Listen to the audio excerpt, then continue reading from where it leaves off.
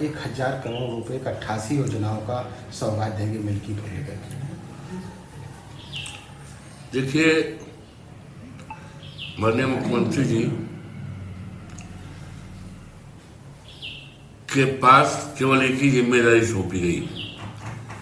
यूं तो उत्तर प्रदेश के मुख्यमंत्री हैं, लेकिन अफसोस है कि भारतीय जनता पार्टी के नेताओं ने दिल्ली के पता नहीं इनके कद को क्यों छोटा कर दिया है। उपचुनाव होने हैं प्रदेश में 10, लेकिन उनको जिम्मेदारी मात्र मिल्कीपुर और कटेहरी और इसलिए दिया है नेताओं ने इनके, ये पता है कि मिल्कीपुर विधानसभा सीट और कटेहरी, खासतौर से मिल्कीपुर भाजपा के लिए बहुत कठिन सीट है और भारतीय जनता पार्टी बहुत बुरी तरह से यहाँ पराजित होगी।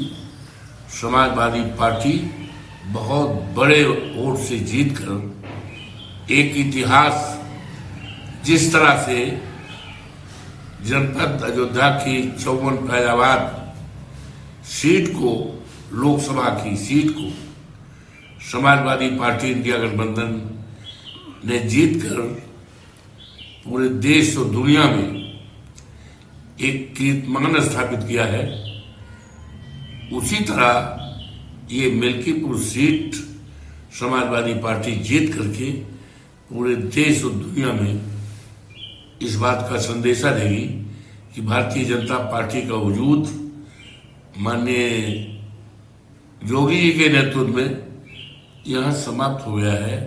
और 27 में जब चुनाव होगा तो भारतीय जनता पार्टी पूरी तरह से साफ दिखाई पड़ेगी। चुनाव की अगर बात की जाए बाबूजी की, तो एक राष्ट्र एक चुनाव का प्रस्ताव केंद्रीय मंत्रिमंडल ने मंजूरी दी है, जो शीतकालीन सत्र में विधेयक पारित करने के लिए सत्र में प्रेषित किया जाने की संभावना है। देखिए, ऐसा है, आज देश के सामने बड़े बड़े सवाल हैं,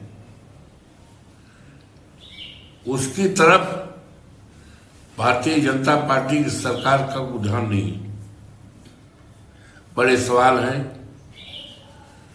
हमारे देश के करोड़ों करोड़ों नौजवान खाली हाथ बैठे हैं, बड़ी बड़ी डिग्रियां लिए हुए, आप अपनी डिग्रियां जला रहे हैं, आत्महत्याएं कर रहे हैं। यह आजाद देश के माथे पर कलंक है। सरकार को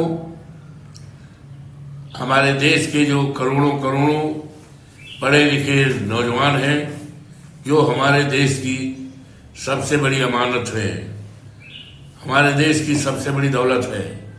हमारे देश की दौलत सोना चांदी हीरा जवाहरात नहीं है, बल्कि ये हमारे युवा हैं जो हमारे देश की दौलत है। आज करोड़ों की तादाद में इनके लिए भारतीय जनता पार्टी के पास इनको सरकारी नौकरी के लिए कोई योजना नहीं है। सरकारी नौकरी अगर कहीं निकली भी है तो पेपर लीक होने की बात ही नहीं है, बल्कि एक सिलसिला जारी रहा है, सरकारी नौकरी नहीं मिली है। ये सवाल है देश के सामने। आज देश के सामने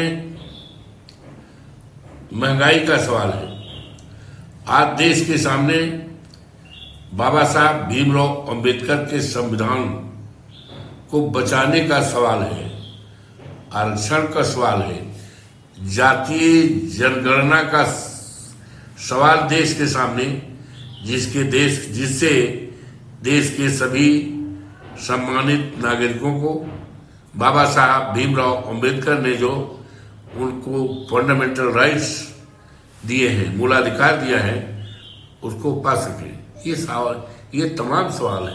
आज हमारी सेना का जो दुनिया में एक गौरवशाली इतिहास है, दुनिया के लोग हमारे देश की सेना को लोहा मानते हैं, लेकिन भारतीय जनता पार्टी की सरकार ने हमारी सेना के मनोबल को बढ़ाने का काम किया है, सम्मान को घटाने का काम किया है। अग्निवीर जैसी योजना लाकर हमारे देश के नौजवानों के भविष्य को अंधेरे में मझधार में डालने का काम किया। 4 साल के लिए नौकरी कोई नौकरी है। 4 साल के बाद हमारा बेटा कहाँ जाएगा, किसके पास जाएगा, उसके पास क्या कारोबार है? तो ये सवाल है।